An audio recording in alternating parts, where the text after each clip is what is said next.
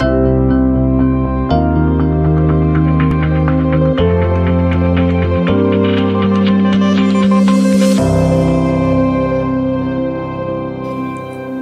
speaker this evening is a gentleman by the name of Ric Franzi.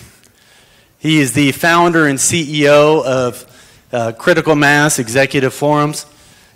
He has dedicated his professional career to people like us, people that want to hone in on their skills and really want to address the issues that are important to us.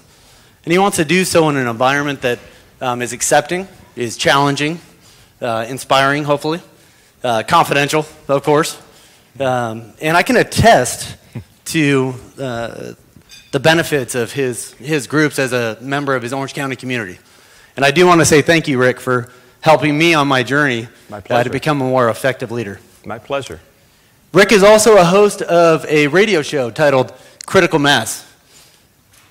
Every time he's on his radio show, he's always focusing in on one very simple but powerful message. It works. Wow. And I had an opportunity to hear Ric, and I reminded him of this a few months ago, but Ric in 2009, for the very first time on his radio show when he interviewed our very own Don Steiner.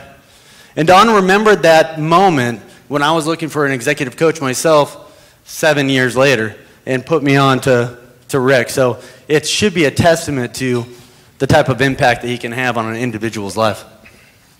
Ric's going to be talking to us tonight about some of the things that we as business leaders can have or see as our most challenging issues around talent management. Specifically, he's going to be talking about how to maintain and bolster employee morale. And I'm confident that following his speech, we'll have added confidence, clarity, and insight to be able to address this issue head on. So without further ado, please join me in welcoming Mr. Ric Franzi. Thank you. Thank you. Thank you very much. I appreciate it. All right. Well, since you've gotten warmed up now by Darren, I'm going to ask you to maybe one more time give a round of applause to Don Steiner, Bill Fowler, Darren, the entire PRP team. What a great resort. My wife and I came in today, so let's warm this up by saying thank you to them.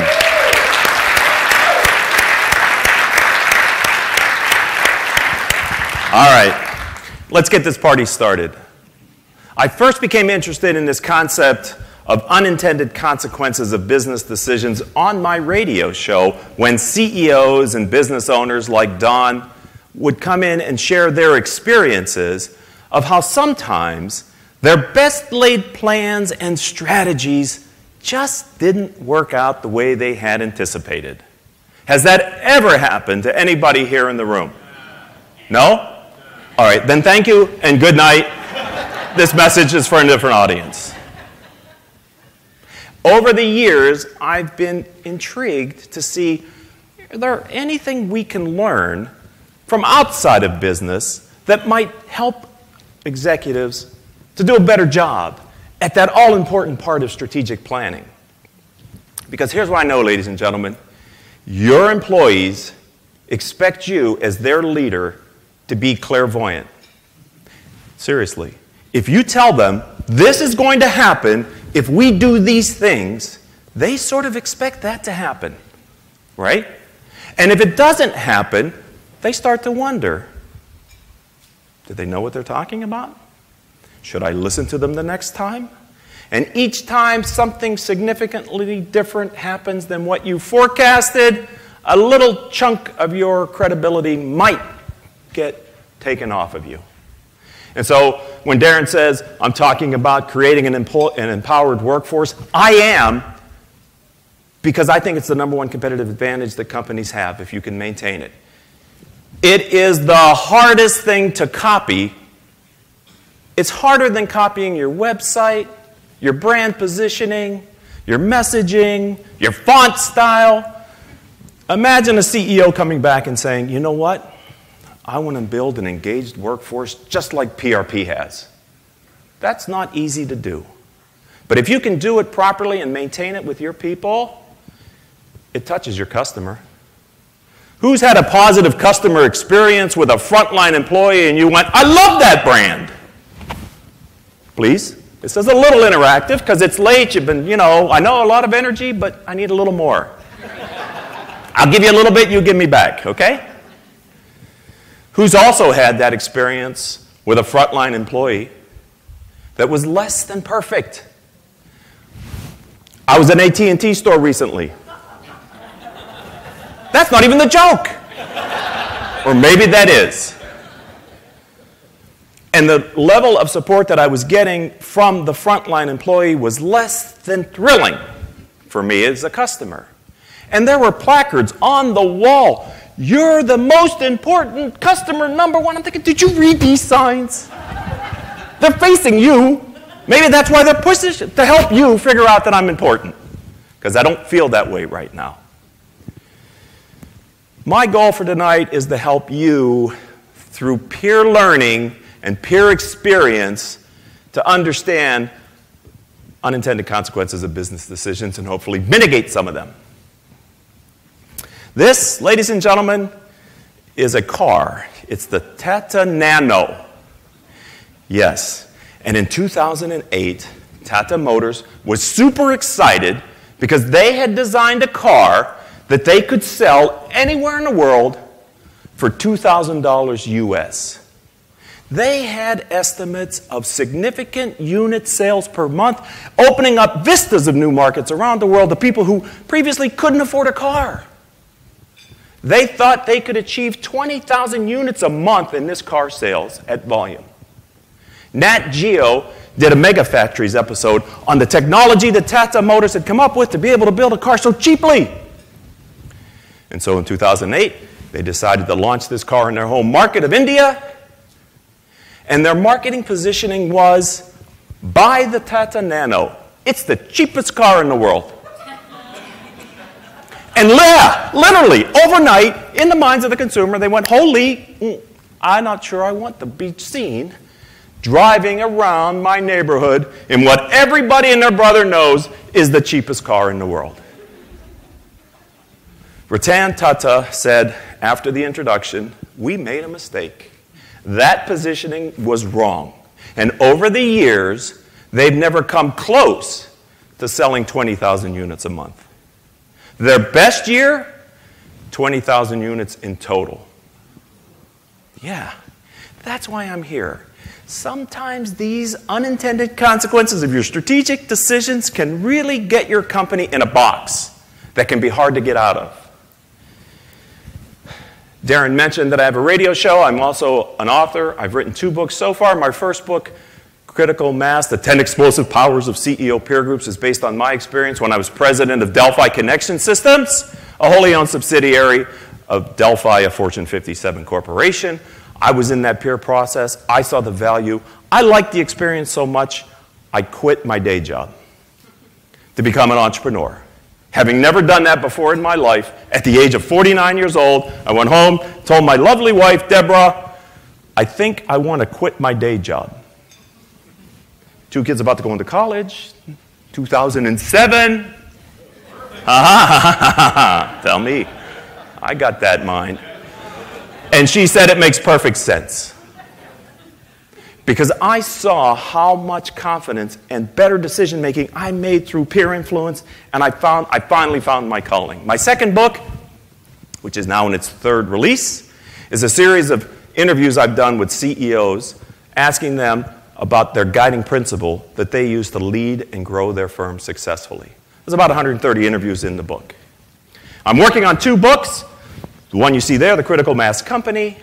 I am fascinated by companies, mid-market companies, $100 million and less. That's kind of the space that I'm looking at right now for this book, that are able to consistently grow their revenue year over year. That's hard, huh? That's hard, right? Isn't it? Okay. Many times companies find that difficult to do. Not in this room, but outside this room, they find it a challenge. But the companies I'm looking at not only grow their revenue, but they maintain or improve their profit as a percentage of it. That's the holy grail of growth. Can I get an amen? Amen. I am fascinated by the discipline that those companies show in being able to grow their business profitably. And the book that I'm here to talk about with you tonight, which will be out next year, I wish I had it tonight, believe me, but it'll be out next year. And I titled it, Killing Cats Leads to Rats. Mitigating the Unintended Consequences of Business Decisions. Darren's already done a great job telling you what I do for a living, so I'll just skip ahead and say I do a weekly show. I interview CEOs and business owners. I'll be doing my 1,200th interview in January. I'm on iTunes and Stitcher. If any of you would be interested in subscribing, if podcasters listening to the podcast yet? Yes, come on, please. Yes, great information. Shut the radio off in your car, stop listening to the commercials, and find some podcasts that are of interest to you. In the same amount of time, you get way more content, way more. Keep pressing the button to find something where it doesn't have a commercial. I use my social media channels to engage in a global conversation about the power of peer learning. I think it's a superpower for business executives. It helps them outthink and outcompete their competitors. It brings in vistas of new ideas and takes some of the pressure off of you as the leader to have to make all the right decisions. I think in business, experience is the best teacher. But some lessons are best learned vicariously through the examples of other executives. It is so much better to hear the story and go, I don't want to do that. That's not what I want. Or to go, I want to do that. Jim Collins, in his book Built to Last, came up with the term BHAG, Big, Hairy, Audacious Goal. Mine is to positively impact 1 million lives with the work that I'm doing. Neil Ferguson is a historian. Time magazine picked him as one of the 100 most influential people in the world. He's a professor at Harvard, Oxford, and Stanford at the same time. And when he looks back through history, he says the law of unintended consequences is the only real law of history. Ric Franzi takes what he says and says the law of unintended consequences is the only real law of business. I'm a former smoker. I'm a recovering smoker, frankly, because I could fall off the wagon if I'm not careful. I don't know if anybody else in the room a former smoker? Anybody? Just a few of us? Great. Fantastic. My wife was my inspiration to quit smoking cold turkey. Why? Because we started dating, and I was so enthralled with her, I thought, she went away for 2 weeks on a Christmas vacation. I thought, this is my time to quit. And that was my inspiration to quit. I know how hard it is to quit smoking. It was one of the hardest things I ever had to do. So I understand people who use aids to help stop smoking. In the medical industry and healthcare, they have their own term, bless you, for unintended consequences. It's side effects, right? Some of the side effects of Chantix are constipation, upset stomach, diarrhea, and not to be gross, but maybe the most unpleasant for those of us around a Chantix user, flatulence. The CIA also has their own term for unintended consequences, and it's blowback. Blowback first got popularity in 1975. The Senate subcommittee was investigating the actions of the CIA in other countries because, lo and behold, the CIA was creating fake news stories and planting them in the media in Chile and a bunch of other countries. And the Senate wanted to know how much of that news was getting covered by U.S. media, influencing our population and blowing back into this country. Webster today calls blowback an unforeseen and unwanted effect, result, or set of repercussions. Edward Lorenz is a U.S. mathematician. He's been instrumental in a couple theories. One, chaos theory, and the other one later, the butterfly effect. Dr. Lorenz noticed that when you look at the path of a hurricane, very subtle changes in the atmospheric conditions that preceded the development and formation of a hurricane had a significant impact on the path, an unintended consequence. So maybe this little beautiful butterfly, just innocently flapping its wings over a body of water somewhere, may affect a hurricane to hit a shore near you. Adam Smith, in his book Wealth of Nations, said, an individual acting entirely in his own interest, promote an end which was no part of his intention. Unintended consequence, ladies and gentlemen, sits underneath a capitalist society as defined by Adam Smith. This is the invisible hand. Here's the man himself. This is Dr. Robert K. Merton. He is the father of American sociology. His work in 1936, he wrote an essay about the unanticipated consequences of purposeful human action. That is where the concept of unintended consequences got its start. When I read that paper, and if you read books and papers from the 30s and the 40s, they were written differently than they're written now, if anybody has that experience. They were written in a much more, you really want to read the content and get the information, but it was worth the effort. Because as I saw what he found in society with unintended consequences, I said, this is exactly what we need to help CEOs and business executives to better manage and mitigate the unintended consequences of business decisions. The law of unintended consequences holds that almost all human actions have at least one unanticipated consequence. What is business but a collection of human action? Am I right? Purposeful action of people trying to get things done. It's a mini society. This lays perfectly on the work that I was doing with unintended consequences of businesses. This won't be a test on this, but just let me say, Dr. Merton defined the decision process. Ric Franzi added the decision ecosystem. I have observed that every executive has around them an ecosystem to help them make decisions. And based on the robustness of that ecosystem, sort of helps you figure out how well the outcomes will be of their decisions. I've also observed that peer learning can significantly strengthen your ecosystem. So very quickly, Dr. Merton says you consider inputs, right? You got to make a decision. You start by considering inputs. You maybe model the future, look at some what-if scenarios. But ultimately, ladies and gentlemen, guess what? You got to make a decision. And that's the moment of truth, because out of that decision, you kick off purposeful action. And hopefully, most times, your decisions lead to the expected outcome that you have. But occasionally, you might have unexpected outcomes. So let's get started. The most obvious limitation to a correct anticipation of consequences of action is provided by the existing state of knowledge. That's what Dr. Merton said. See what I mean? When they wrote very carefully back in the 30s and 40s. Ric Franzi says, depending on the strength of your decision ecosystem, predicts how well your decisions will ultimately come along. A little simpler. There are 3 unintended consequences Dr. Merton found. 1, a negative effect. It's bad. It's counter to what you wanted. It sucks.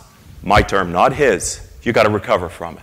The second one plants the seeds of a future negative effect. It's like Murphy's Law. Okay, we got that. It's not bad now. Oh, it's strike 2. The third one is a positive upside. It's serendipity. Oh, maybe luck. We achieved more than we had expected. Let me give you a piece of advice based on my observation. That as a senior leader in your company, even in those great, glorious times, when the outcome of your strategic decision is better than you had forecasted, I would ask you to make sure everybody in your organization feels the same way. I have found that sometimes in the C-suite, we're slapping ourselves on the back, we're relieved. As CFOs, we're excited to do an updated forecast. We got a little bit of lift in the numbers. You need to walk around and make sure that the line employees feel the same way, that this extra work and this unforeseen activity is a positive throughout your organization. This is where you begin to get your first kink of people going, well, wait a minute, why didn't they know this thing was going to be so popular? Why am I here on a Saturday and they're not? Just be careful. There are 5 conditions, 5, that Dr. Merton found that are the fertile gardens of unintended consequences. Ignorance, error, immediate interest, basic values, and self-fulfilling or self-defeating prophecy. Ignorance is very simple. It's overconfidence. Oh, we can solve this problem. We can take on this bridge. No problem. Another part of ignorance is overconfidence with the past. Hey, we've seen this before. Hey, Charlie, get out the playbook. Right? We ran that same thing 3 years ago. That play worked great 3 years ago. With no reason why it's not going to work again, even though it was 3 years ago. Over-reliance on the past, or not understanding the capabilities of your employees. You give them a task to do, they're not trained, they're not equipped, they start making it up as they go. And guess what happens? The variation in the possible outcomes is huge when they're making it up as they go, unforeseen to you. Okay, millennials, that's a dial-up modem.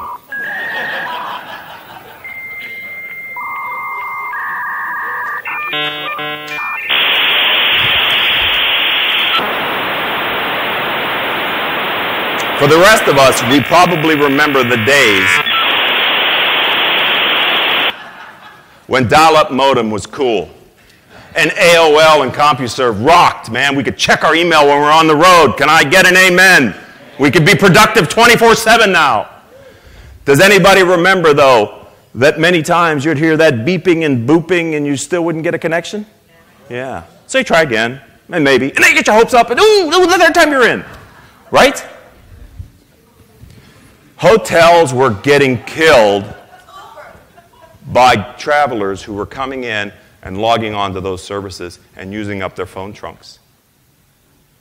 So they decided, we're going to put out a fee. You're going to pay a price to log on and use your computer.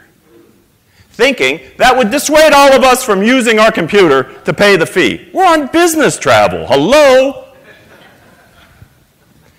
And because when we got logged on, we were so happy, many of us stayed online longer, especially since we just paid that fee, right?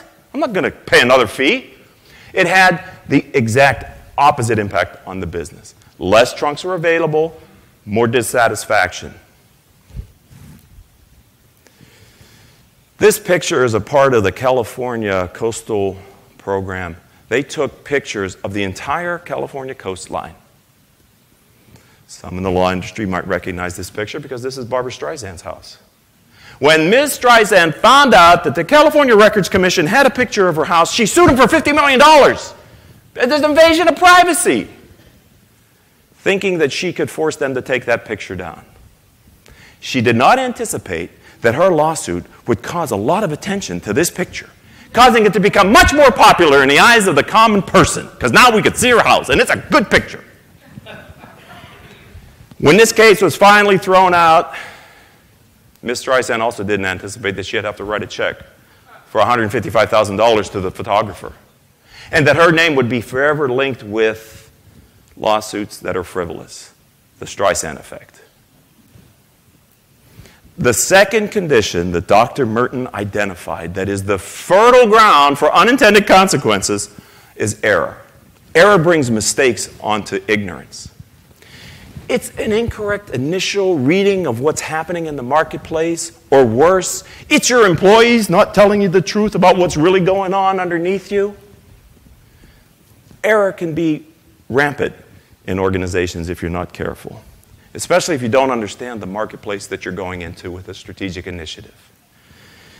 Starbucks wanted to expand their in-store sales, and so they added sandwiches. And they started to monitor how successful was this in growing the revenue in-store sales. And oh, hallelujah! People are buying it with the coffee, and it's great. We're geniuses. This is fantastic. What the executives in Seattle missed initially was that the smell initially of these sandwiches, the breads and the meats and the stinky cheeses, made the experience of the consumer who went into Starbucks not what they had anticipated. They wanted the smell of freshly brewed coffee. Ooh, what kind of cheese is that? Howard Schultz recognized this, 2008, stopped the practice, came up with better baking techniques, different ingredients, less stinky cheese, reintroduced it, voila. Have your sandwich when you go to Starbucks today, ladies and gentlemen.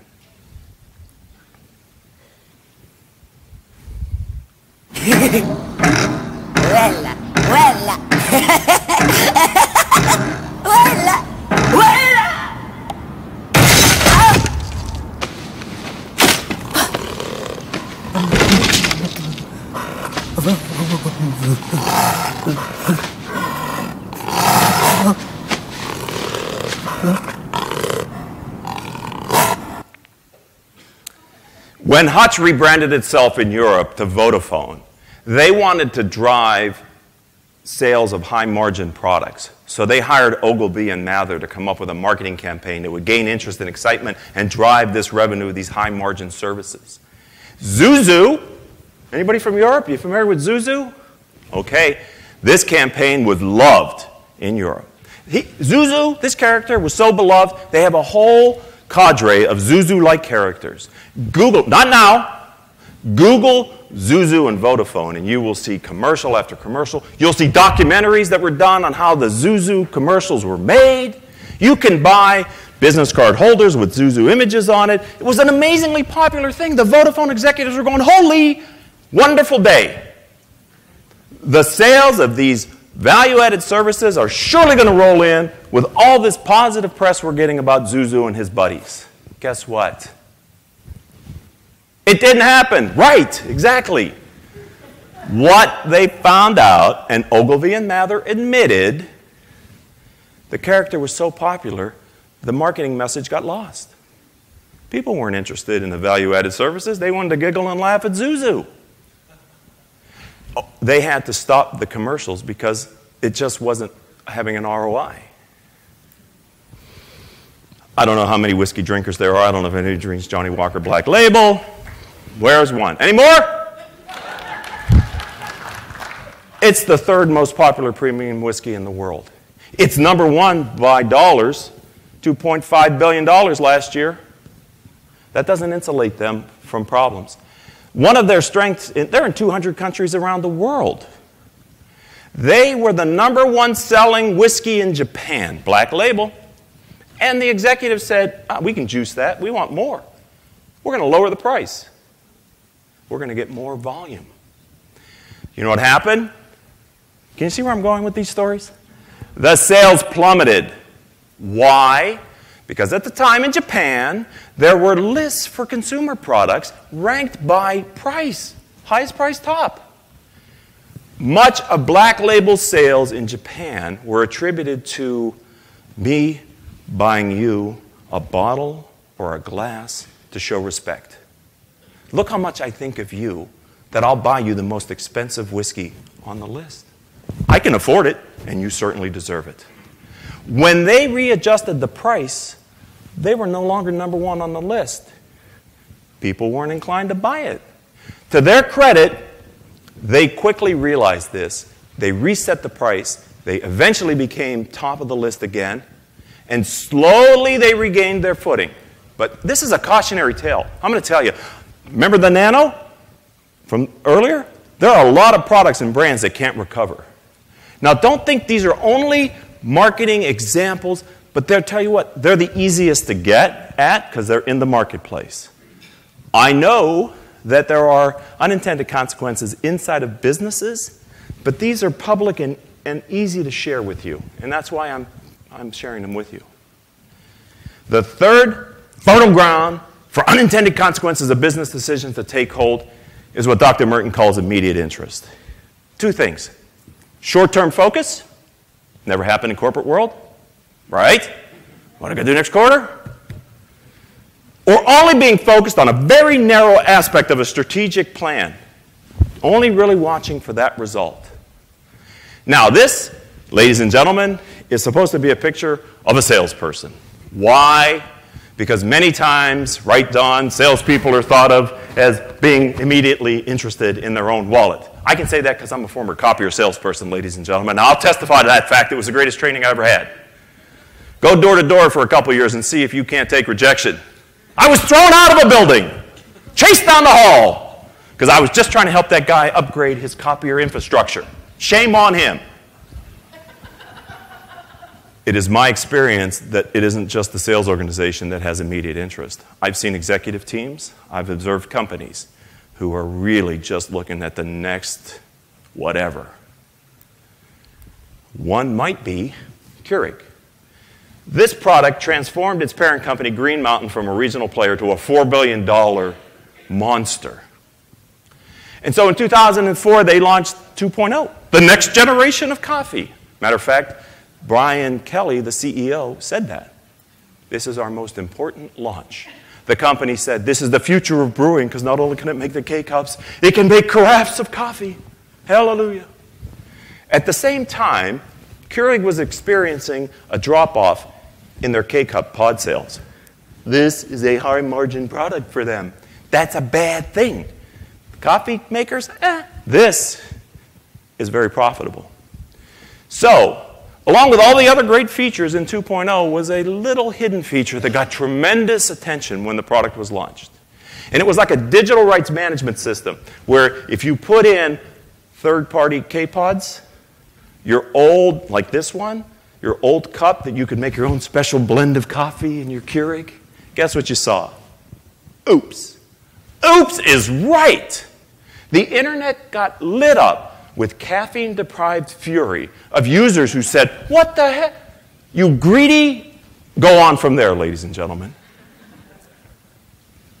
It was so bad that the full quarter after they introduced 2.0, Keurig sales went down by 12%.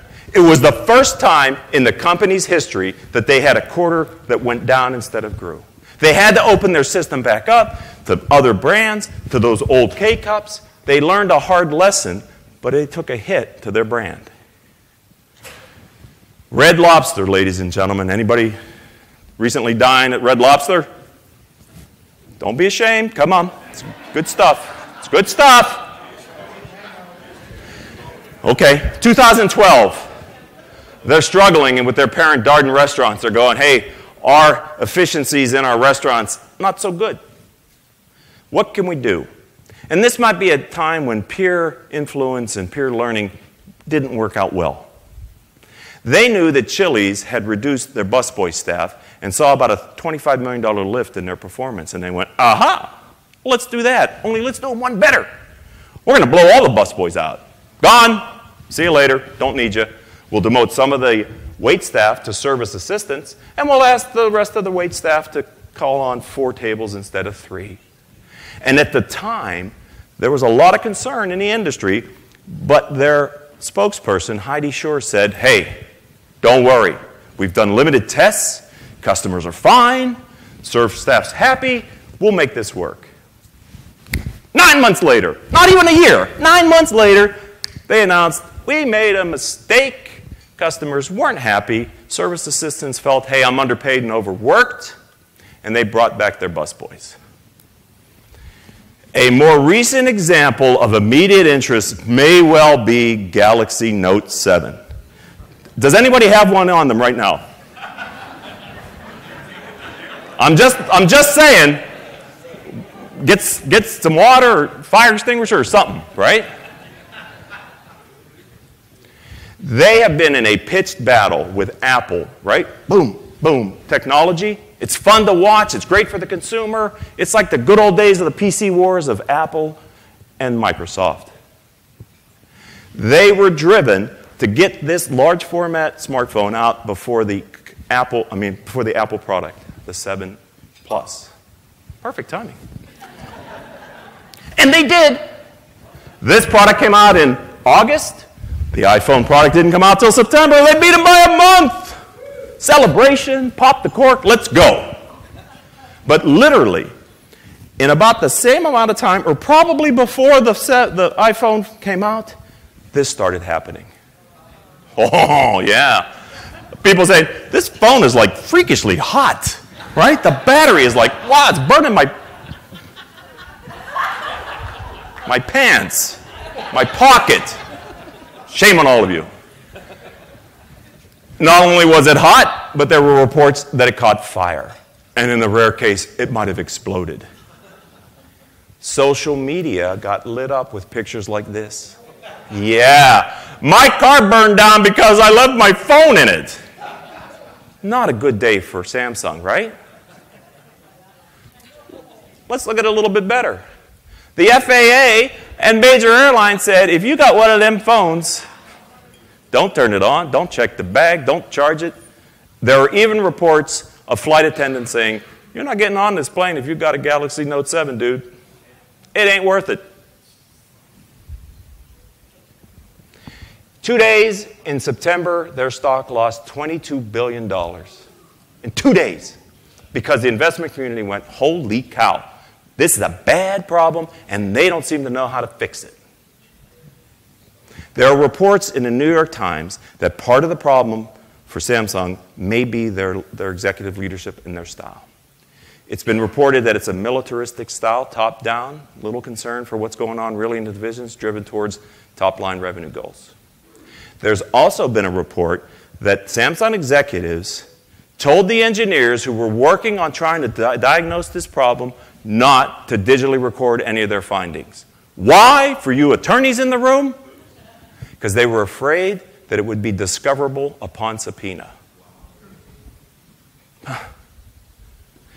They're coming out with their S8 next year. It's going to be interesting to see how many people will jump on that bus. Especially now that Google has their Pixel. It's on Verizon, but eventually they'll open it up probably. Maybe people will revert back to iPhones. You know, I'm interested and curious to watch the outcome of this. But I have to tell you, this isn't the only problem that Samsung faces. Some of you may have heard of the fact that they've been dealing globally for over a year now with their top-loading washing machines being reportedly exploding in their consumers' homes. These combination of quality issues can really take a long-term impact on a company's brand. Do you agree? Okay. How am I doing, by the way? Okay? Thank you. Hey, no, stop. Don't stop. Don't stop. Okay. Basic values. The fourth one, blind spots in companies. Sacred cows. Not anybody has one. Or not understanding the values of your employees or your channels. Thinking that your decision at corporate will roll out through the channel like through a goose. It's everybody going to love this idea, baby. This is not a business example, but I think it might prove the point. Sorry, Saturday night, I know. Washington, D.C., 2008. They're very frustrated with people buying single cans of beer, standing in the street, drinking it, causing problems, having the police have to come because they're intoxicated, and oh, by the way, occasionally doing something that you see on this screen. So in Ward 6, which is the area around Washington, D.C.'s capital, our capital, they passed an ordinance that liquor stores could not sell single cans of beer because if you can't buy the beer, you're going to either leave Ward 6 or you're going to stop drinking altogether. A very viable option, wouldn't you agree? Probably not. They didn't understand how important those single cans of beer were to the liquor stores. That's a high-margin product. So the liquor stores created this. This, ladies and gentlemen, is a 2-pack. Not that 2-pack, this 2-pack. And they had 3-packs. Tommy Wells, councilman in D.C., said before the ordinance was passed, once we pass this ordinance, the reports to the police will go down, the incidents will be less, and he was absolutely wrong. For the period right after that, they went up. Why? Because now the consumer had to gang together so we could afford our 2 cans, and now we hang out together. We're more rowdy. We're having fun. All of a sudden, the city council had the exact opposite impact of what they had thought. It's always easy to laugh at government programs about unintended consequences. And we get a lot of press on that. But there's also unintended consequences I'm trying to show in business. This is a Burger King example, but I suspect that this happens at other fast food restaurants. Anybody been through a drive-thru lately? You look like a healthy bunch. Maybe, maybe not. Buying something for your kids. I get it. Burger King executives wanted to make sure that your experience when going through the drive-thru was a good one. And so they started by putting in timers. You drive up, you put your order in, it starts. You drive up, you pay your money, you get your Whopper, you drive away, it stops. 3 minutes. Got to make that happen, so we're sure we're doing it. That information was collected, and it was sent on to corporate, and they reviewed those numbers. And the executives were ecstatic. Even during peak time, we're nailing it. We're 3 minutes and under. This is great. The customers must be delighted. Awards, recognition, what they didn't know is that the store managers were instructing the teller at the cashier to take the money. If the food's not ready, ask him, would you pull around to the other side of the parking lot and we'll bring you your burger when it's ready? Has that ever happened to you? Has anybody been asked to park? Yeah? Hallelujah. The final one of Dr. Merton's research for the fertile ground of unintended consequences is self-defeating prophecies or self-fulfilling. He invented those terms, by the way, as well as reference group, and he's an amazing man, father of American sociology. That's an irrational fear of the future, or just by saying something that you think might happen, all of a sudden you create a condition that enables it to happen. It's like, I should have kept my mouth shut. This is not a business example, but it is the title of my talk in my book. In the mid-1300s, the Black Plague ravaged Europe. 70 to as many as 200 million people were killed by the Black Plague, Black Death. Almost half the population is reported. And there are a lot of theories as to why. What was the cause?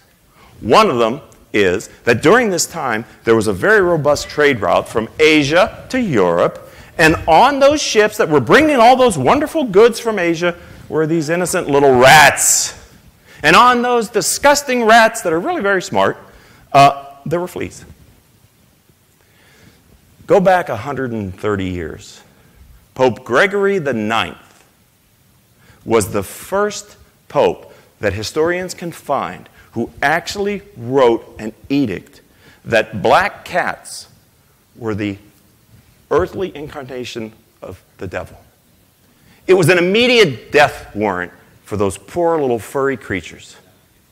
And over time, the fear of black cats led to witches and other cats, so that had an impact. Another unintended consequence that may have contributed to the Black Plague was the mayor of London, who passed an edict on the advice of his physicians that residents of London should kill their dogs and cats because that may be where the plague is coming from, further diminishing the natural predator of the rat and allowing the population to increase. As I said, not a business example, bit of a history example, great title for a talk in a book. I hope you'd agree. Killing cats leads to rats. A more recent? Yeah. They just keep coming. These things just keep coming. I'm telling you, I'm going to offer this now. I'm crowdsourcing this book. If you've got an unintended consequence of a business decision you'd like to share with me, I want to hear it. They're amazing. They're everywhere. Wells Fargo has been known as the king of cross-sell. Makes perfect sense. In banking, the most expensive part of customer relationship is acquisition. And so once you have a customer, it makes sense if they like you with product 1, sell them 2, sell them 3, sell them up to 8. The reports are, in the retail banking division of Wells Fargo, employees were driven to sell up to 8 products to every customer. High pressure, do it. What did that lead to, ladies and gentlemen? 2 million fake accounts. Carrie Tolstead, the VP of the retail banking, hopefully she's not in the room, is she? Anyway, had to leave the company and leave $14 million worth of options on the table. Why 8? In an annual report, then CEO John Stump said, 8 is great! And here he is, being called to Washington, D.C. to talk about the business practices of Wells Fargo. I don't know about you, he don't look too happy to me. Matter of fact, the people sitting behind him, I don't think they want to be there either. When he retired-signed, he left $41 million of options. I don't think this story's done.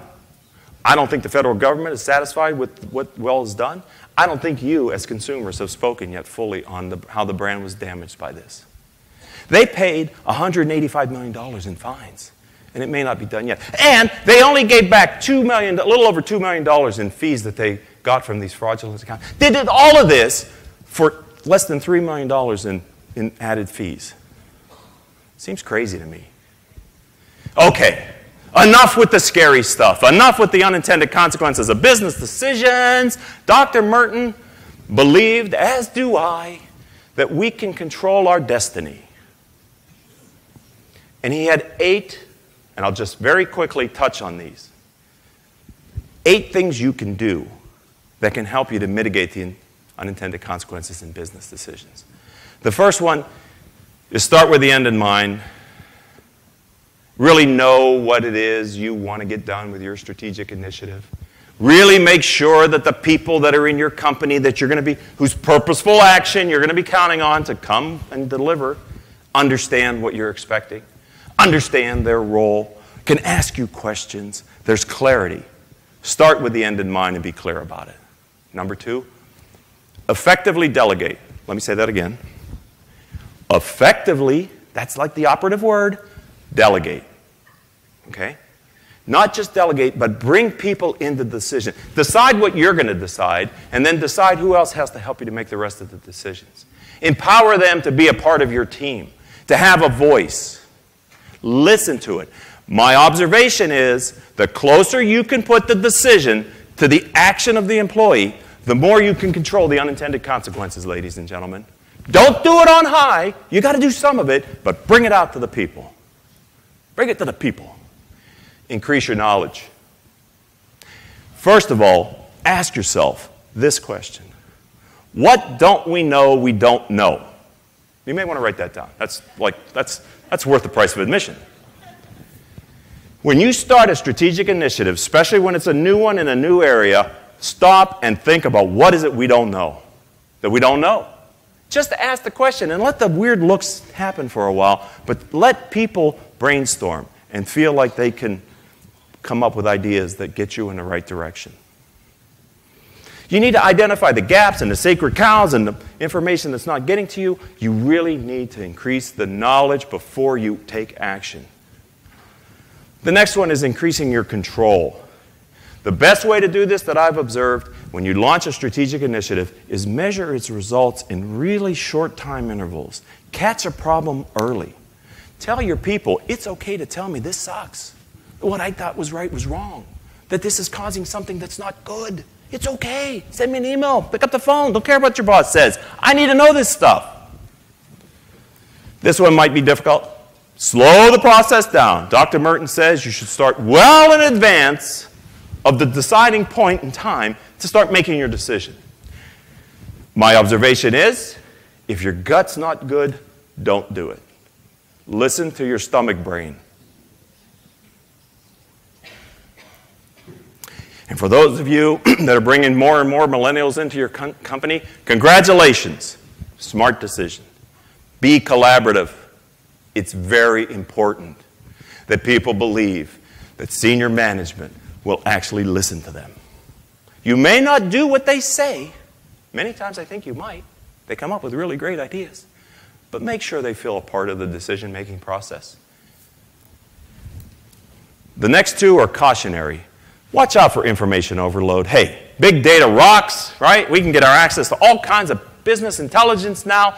Know the data that you need to turn into information to make decisions that are specific to what you need to get done.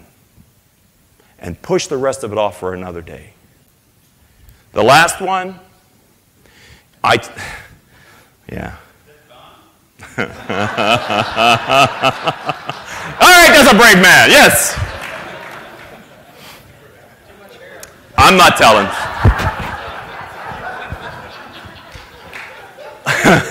I call this don't get stuck in the thick of thin things. Be very careful that people within your organization don't try to distract you away from their fiefdom or their area of responsibility by pushing you in a tributary of your decision river. Be careful that people aren't getting you to focus on things that are over here, shiny ball, instead of what you're trying to get done because they're threatened by your strategic initiative. It's your responsibility as a senior leader. A couple more points and we'll wrap it up, okay? This is Walter Kaufman. Walter Kaufman wrote this book, Without Guilt and Justice. He's a professor at Princeton. I loved it when I read this book, which came out in the mid-'70s. I just read it recently, because he coined a term, decidophobia. Now, he's talking about society, and here's the definition that he writes. Decidophobia is a lack of courage or will to sort through the various choices to find the truth or best alternative. often leads to abdication of responsibility to make the decision, leaving it up to an authority to decide. Now, he's talking about in society. But guess what? This works in business. This is another one of those, holy, bring it over here. Let's talk about it with business leaders. Because I will challenge you to make sure you do not have decidophobes, people who are afraid to make a decision, in key positions in your organization. Because you know what? It's much better if I just wait and let the boss decide. Right? Because then it's not my fault if it doesn't work. And for you as senior leaders, if you have a company infected with decidophobia, everything's floating to the top. You have to make all the decisions. The best vaccination against decidophobia in business are those 8 best practices, ladies and gentlemen. I tried on a Saturday night in a beautiful location to bring you some real-world examples of things that prove my case that in business, unintended consequences can suck. And that you, as a business leader, can control them. There are 5 areas: ignorance, error, immediate interest, basic values, and self-defeating or self-fulfilling prophecies that are the fertile ground that unintended consequences grow from. There are 8 ways you are now empowered to deal with them. Start with the end in mind, delegate effectively, increase your knowledge, gain better control, slow the process down, be collaborative, avoid information overload, don't get stuck in the thick of thin things. A respected entrepreneur and business leader said, "There are downsides to everything. There are unintended consequences to everything." One last story, and then we'll call it a night. Or at least then we can go on to dinner, okay? This comes from the mid-90s, and it comes from Philippines. The Pepsi executives were frustrated that they had 17% market share and Coke had 75%. And they racked their brains. This is not the way it's supposed to be. We're supposed to be like 50-50, fighting it out, and with the little guys getting the crumbs. Right? That's the way it is around the world, kind of. So they came up with a marketing program that they called Number Fever. And it was genius, because it combined instant wealth with the locals' love of gambling. What they did was very simple. On the underneath bottle caps, they printed 3 numbers. And depending on what those 3 numbers were, you could win between instantly 1,000 pesos and the one grand prize of 1,000,000 pesos to be awarded at the end. This thing went off great. People loved it, buying product all over the place. Pepsi executives are going, "This is going to move our market share, baby. We're in a fight now." So now it came the day when they were going to pick the one winning number to give 1,000,000 pesos, about $20,000, to. They had instructed, previous to that, when they printed the bottle labels, a set of numbers be sequestered, that the printer only print one of these set of numbers, and out of that pool, we're going to pick the $1 million winner. Sequestered set of numbers, one printed, going to pick a number from that group. So they did. 349. And with much anticipation, they announced it. The winner, come to the Pepsi headquarters in the Philippines to collect your 1,000,000 pesos. The next day, you know what happened? Thousands of people came to the They had a mistake. Oops is right. Reports suggest there may have been as many as 800,000. Oh! This didn't make the people happy. It led to this. Boycotts. Which led to this. They set 40 Pepsi bottling trucks on fire. They threw Molotov cocktails at their bottling plants. Pepsi executives had to flee the country for their own safety. In 2006, 10 or 15 years later, the Supreme Court of the Philippines ruled there was no criminal activity, even though Pepsi had to pay $15 million to 500,000 people who were non-winners. Yeah. I saved this one for the last because I thought, hey, leave an impression in your mind. I hope this never is an outcome of any of your unintended consequences, your business decisions. I just have to say, thank you for allowing me to talk about a topic that I love, that I never lose interest in, And I literally every week, if not every month, I'm getting another story or two from people like you.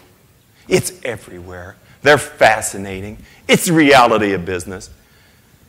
If you're interested in stories like this and a little more substance on what you can do to mitigate them, then I want to encourage you to anxiously anticipate the arrival of my book.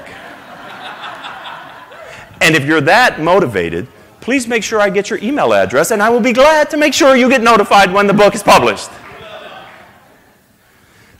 I have to thank Don, Darren, Bill, the PRP team for the opportunity to stand here for an hour and share with you something that I find fascinating.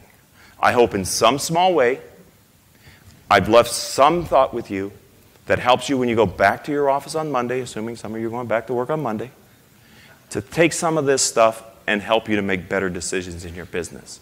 My BHAG is to have a lasting positive impact in the lives of the people that I work with and that I present to. And I really want to thank you for letting me give this talk in such a beautiful location. Thank you very much.